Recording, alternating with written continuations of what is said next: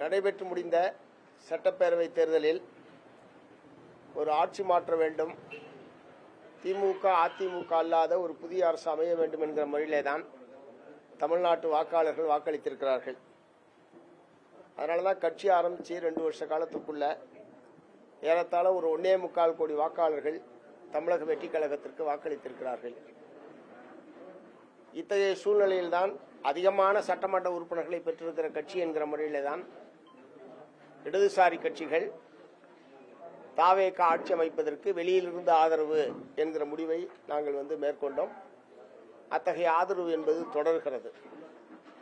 மக்கள் ஒரு ஆட்சி மாற்ற வேண்டும் என்று அளித்திருக்கிற இந்த தீர்ப்பை ஏற்க மறுத்துத்தான் இதுபோன்ற குதிரை பேரம், கழுதை பேரம் போன்றவற்றில் எல்லாம் ஈடுபட்டுக் கொண்டிருக்கிறார்கள்.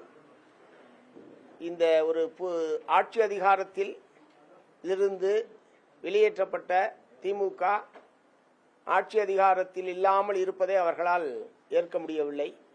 ஆகவே எப்படியாவது இந்த ஆட்சியை கவிழ்க்க வேண்டும், தாங்கள் எப்படியாவது மீண்டும் ஆட்சிக்கு வர வேண்டும் என்கிற முறையில் தான் இத்தகைய முயற்சிகள் நடைபெற்றிருப்பதாக தெரிகிறது.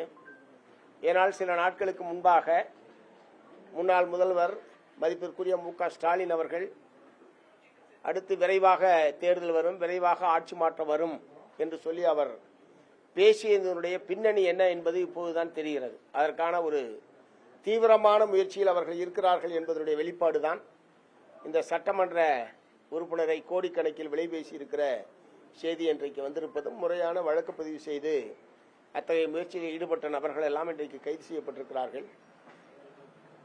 சட்டமன்ற உறுப்பினர்கள் தானாக விரும்பி ஒரு கட்சியில் சேருவது, இன்னொரு கட்சியில் மாறுவது என்பதெல்லாம் தமிழ்நாட்டில் சகஜமான விஷயம். இடதுசாரிகளை தவிர மற்ற கட்சிகள் ஒரு ஆளுங்கட்சியினுடைய மாறுகிற போது ஒரு கட்சியிலிருந்து இன்னொரு கட்சிக்கு போவது என்பதெல்லாம் நிறைய நடைபெற்றிருக்கிறது தமிழ்நாட்டில். அந்த முறையில் விரும்பி கட்சி மாறுவது, விரும்பி கட்சியில் சேருவது என்பது வேறு. ஆனால் இது போன்ற கோடிக்கணக்கான ரூபாய்க்கு விலை பேசி ஒருவரை வாங்குவது என்பதெல்லாம் நிச்சயமாக ஏற்றுக்கொள்ள முடியாத ஒரு விஷயம்.